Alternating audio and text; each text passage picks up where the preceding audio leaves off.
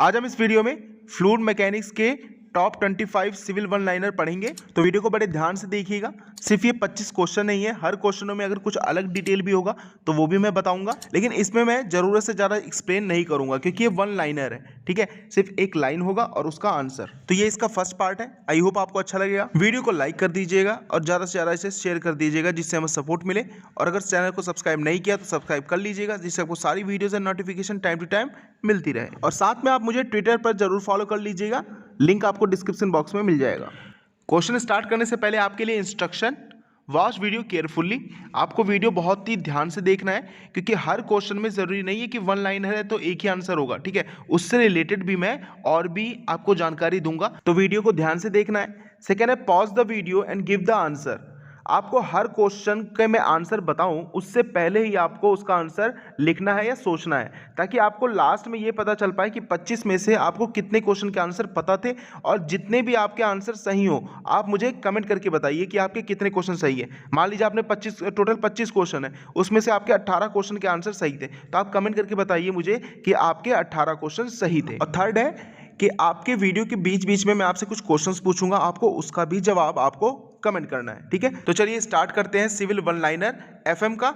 और ये इसका फर्स्ट पार्ट है, ज़्यादा हाई लेवल का नहीं है, नॉर्मल एवरेज है। ठीक है, चलिए पहला क्वेश्चन है most economical circular channel gives maximum discharge while. आपका जो मोस्ट इकोनॉमिकल सर्कुलर चैनल है वो मैक्सिमम डिस्चार्ज कब देगा, किस कंडीशन में देगा? तो इसका आंसर है जब आपका फ्लो डेप्थ 0.95 होगा डायमीटर के। मतलब आपके चैनल में जो पानी भर के चलेगा उसकी ऊंचाई कितनी होनी चाहिए? 0.95 इंटू डी। और डी क्या है? The diameter of circular channel. इसी के साथ मैं एक चीज और भी बता दूं कि ये तो है डिस्चार्ज का। अगर वो पूछता वेलोसिटी का, तो वेलोसिटी का होता है 0.81 इंटू डी। और डी क्या है? Dia of channel. Second, Borda's mouthpiece is also known as. आपका जो बोर्डास माउथपीस होता है उसे किस और नाम से जाना जाता है? इसका आंसर है डाइवर्जेंट या री एंट्रेंट। आपका जो बोर्डास माउथपीस होता है इसे हम डाइवर्जेंट माउथपीस या री एंट्रेंट माउथपीस भी कहते हैं। माउथपीस समझ गए ना? एक छोटी सी पाइप होती है जिसकी लंबाई उसकी डायमीटर के 2 से 3 गुना होती है। और यहाँ पर जो ये माउथपीस दिया गया है बोर्डास माउथपीस, इसमें क्या होता है कि ये जो पाइप है ये बाहर की तरफ नहीं, टैंक के अंदर की तरफ निकली हुई होती है। ठीक है। Third, for Newtonian fluid the relation between shear stress and velocity gradient is. आपके न्यूटोनियन फ्लूइड में जो शियर स्ट्रेस होता है और वेलोसिटी ग्रेडियंट होता है उसके बीच में कैसा रिलेशन होता है? इसके लिए आपको ग्राफ ध्यान में होगा कि आपके शियर स्ट्रेस और वेलोसिटी ग्रेडियंट के बीच में जो न्यूटोनियन फ्लूइड है उसके बीच में कैसा ग्राफ था। ठीक है, कैसा रिलेशन था? तो आंसर है इसका लीनियर आपका ग्राफ था। अभी आप नोट्स उठाइए और देखिए, समझ में आ जाएगा। Fourth, if a boat oscillates about the transverse axis the phenomenon is called. आपकी एक नाव है जो कि ऑक्सिलेट कर रही है ट्रांसवर्स एक्सिस में। ट्रांसवर्स एक्सिस में अगर आपकी बोट कोई ऑक्सिलेट कर रही है तो उस फेनोमेना को क्या बोलते हैं? तो इसका आंसर है पिचिंग। इसमें 3 चीजें होती हैं। अगर ट्रांसवर्स एक्सिस की बात करें तो पिचिंग, लॉन्गिट्यूडनल एक्सिस की बात करें तो रोलिंग, और अगर जेड एक्स यानी कि ऊपर और नीचे की डायरेक्शन में बात करें तो उसे बोलते हैं यॉनिंग। आई होप आपको तीनों समझ में आ गया होगा। आई होप आपने सभी क्वेश्चन का आंसर आपने जरूर दिया होगा। Question number 5, aneroid barometer is used in the. आपका जो एनोरॉइड बैरोमीटर होता है इसका यूज कहाँ किया जाता है? इसका आंसर है एरोप्लेन। एरोप्लेन में आपका प्रेशर को मेजर करने के लिए एनोरॉइड बैरोमीटर का यूज किया जाता है। एनोरॉइड बैरोमीटर में एयर का यूज या वैक्यूम का यूज किया जाता है। 6th क्वेश्चन है ए नोच which gives the most accurate result while measuring small discharge is. आपको उस नोच का नाम बताना है जो मोस्ट एक्यूरेट रिजल्ट देता है जब आप छोटे डिस्चार्ज को मेजर करते हैं, कम डिस्चार्ज को मेजर करते हैं। तो इसका आंसर है ट्रायंगुलर नोच। जब आप ट्रायंगुलर नोच का यूज करते हैं वेरी स्मॉल डिस्चार्ज को मेजर करने के लिए, तो आपका जो रिजल्ट आता है वो काफी एक्यूरेट आता है। Question number 7, in open channel the maximum velocity occur. आपका जो ओपन चैनल होता है उसमें मैक्सिमम वेलोसिटी कहां पर पाया जाता है? इसका आंसर है just below the free surface. आपका जो वाटर का फ्री सरफेस होता है उससे जस्ट नीचे। यहां पर याद रखना सरफेस के जस्ट नीचे, सरफेस पे नहीं। इसी में कई लोगों को कंफ्यूजन होता है, सबको लगता है कि सरफेस पर आपकी वेलोसिटी सबसे ज़्यादा होगी, जो कि गलत है। सरफेस से थोड़ा सा नीचे, just below the free surface. Question number 8, the main factor affect the boundary layer is. आपकी बाउंड्री लेयर को कौन सा ऐसा फैक्टर है जो सबसे ज़्यादा इफेक्ट डालता है? तो इसका आंसर है विस्कोसिटी। विस्कोसिटी एक ऐसा फैक्टर है जो कि बाउंड्री लेयर पे सबसे ज्यादा इफेक्ट डालता है। मेरे आंसर देने से पहले ही आपको उसका आंसर सोचना है या लिखना है, उसके बाद लास्ट में काउंट करके बताइएगा कि आपके कितने आंसर सही थे, कितने क्वेश्चन के आंसर आपके सही आए। क्वेश्चन नंबर 9 है, the condition for maximum discharge over A broadcasted wear. आपका जो ब्रॉडकास्टेड वियर होता है उससे मैक्सिमम डिस्चार्ज आपको प्राप्त हो तो उसके लिए कौन सी कंडीशन होती है? तो इसका आंसर है H is equal to 2/3 into H. ये एक ऐसी कंडीशन है जिसमें आपके ब्रॉडकास्टेड वियर में मैक्सिमम डिस्चार्ज प्राप्त होता है। आप अपने नोट्स उठाइए तो आपको पता चलेगा कि स्मॉल h और कैपिटल H है क्या। स्मॉल h क्या है कि आपका जो ब्रॉडकास्टेड वियर है उसके ऊपर कितनी हाइट तक आपका पानी है, और कैपिटल H क्या है कि आपके अपस्ट्रीम साइड में क्रीस्ट या सिल के ऊपर कितना हाइट पर पानी है। तो ये कंडीशन याद रखिएगा, H is equal to 2/3 into capital H।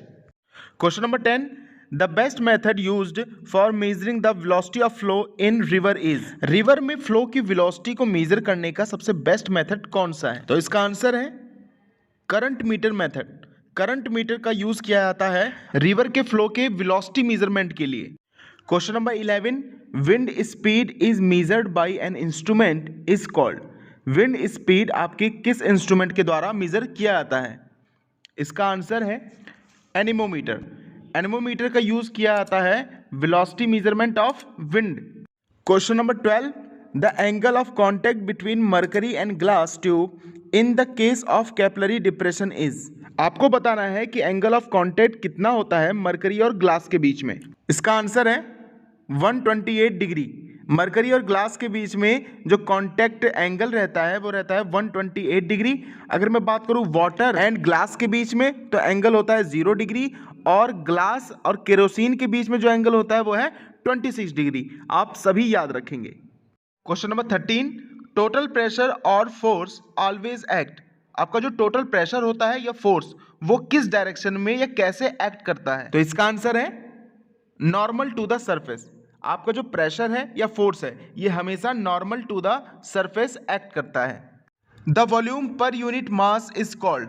आपका वॉल्यूम अपॉन मास क्या कहलाता है, कौन सी यूनिट कहलाती है? तो इसका आंसर है specific volume. Volume per unit मास आपका स्पेसिफिक वॉल्यूम कहलाता है। तो ध्यान रखना, सिर्फ वॉल्यूम और स्पेसिफिक वॉल्यूम में फर्क होता है। Question number 15, working principle of aneroid barometer is based on the. आपका जो एनोरॉइड बैरोमीटर होता है उसका वर्किंग प्रिंसिपल किस पर आधारित है? तो इसका आंसर है डायाफ्राम गेज प्रेशर। आपका जो एनोरॉइड बैरोमीटर होता है उसका वर्किंग प्रिंसिपल होता है डायाफ्राम गेज प्रेशर। इससे रिलेटेड अभी एक और क्वेश्चन मैंने बताया था कि एनोरॉइड जो बैरोमीटर होता है वो कहाँ पर यूज किया जाता है? एरोप्लेन में। इसी वजह से मैंने कहा है पूरा वीडियो को बड़े ध्यान से देखना, ठीक है? जल्दबाजी मत करना, भगा भगा के मत देखना।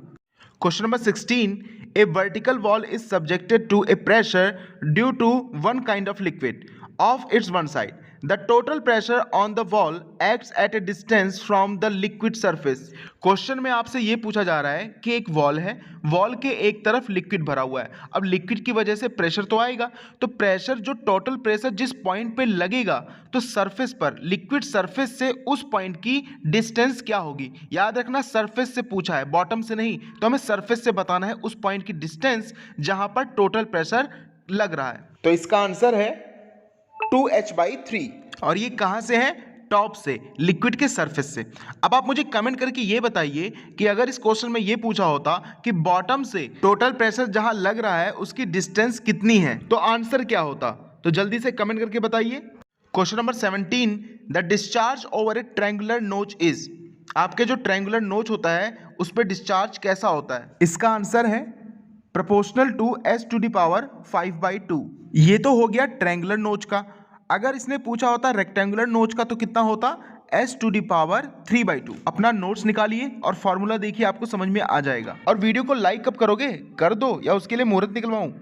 Question number 18, triangular channel section will be most economical section when each of its slope side is inclined at an angle of। अगर आप चाहते हैं कि आपका triangular channel section economical section बन जाए तो उसके लिए जो आपका साइड होता है उसे किस स्लोप पर इंक्लाइन कराना होगा, तो इसका आंसर है 45 डिग्री। अब आप पूछेंगे ये 45 डिग्री हॉरिजेंटल से है या वर्टिकल से, तो भैया अगर 45 डिग्री हो ना तो चाहे वर्टिकल से हो चाहे हॉरिजेंटल से हो बात एक ही है।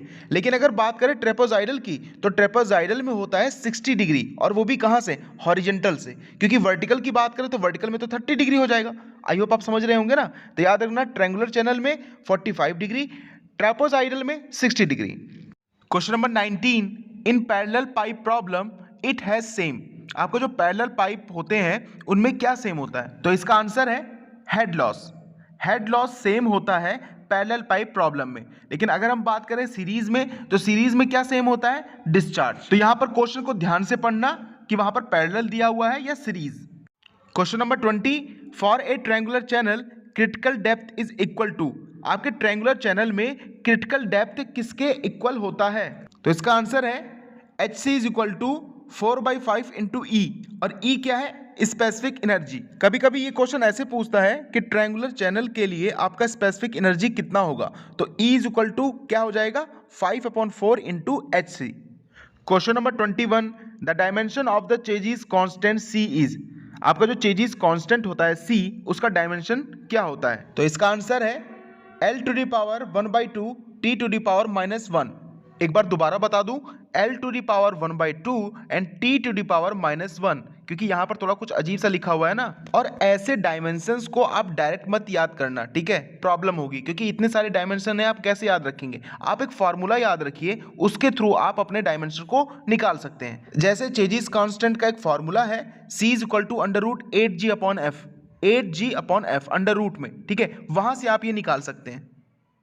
Question number 22, the shape of fire horse nozzle is generally kept. आपका जो फायर हॉर्स नोजल होता है उसका शेप जनरली कैसा रहता है, तो इसका आंसर है कन्वर्जेंट, यानी आगे की तरफ वो कन्वर्ज हो जाए, उसका एरिया कम हो जाए, क्योंकि जब एरिया कम होगा तो प्रेशर कम होगा और वेलोसिटी बढ़ जाएगा। Question number 23, surge tanks are used. Surge tank का यूज कहाँ किया जाता है, इसका आंसर है to guard against water hammer. आपका जो वाटर हैमर एक प्रोसेस है उसे कम करने के लिए, उससे बचाव के लिए आपके पाइप में लगाया जाता है। Question number 24, when the streamline does not coincide with the shape of the body then this is assumed as. अगर जो आपका स्ट्रीम लाइन है वो बॉडी की सरफेस के साथ कोइंसाइड ना करे तो इसे क्या कहा जाता है, तो इसका आंसर है bluff body surface. Bluff body surface से आपका जो स्ट्रीम लाइन है वो कोइंसाइड नहीं करता। इस पॉइंटर का लास्ट क्वेश्चन जो कि है आपके लिए, unit of specific gravity G is. आपका स्पेसिफिक जो ग्रेविटी है उसकी यूनिट क्या होती है, जो भी इसका आंसर है कमेंट कीजिए। वीडियो को लाइक नहीं किया तो लाइक करना, ज़्यादा से ज़्यादा शेयर करना, और अगर चैनल को सब्सक्राइब नहीं किया तो सब्सक्राइब कर लेना। और हाँ, सब्सक्राइब करने के बाद बेल आइकन पर क्लिक कर वहाँ पर ऑल पर जाके क्लिक ज़रूर कर देना, जिससे आपको सारी वीडियोस की नोटिफिकेशन टाइम टू टाइम मिलती रहे। और प्लीज़ ज़्यादा से ज़्यादा शेयर करना, सपोर्ट मिलेगा तो ऐसी वीडियोज़ आती रहेंगी। Thank you so much.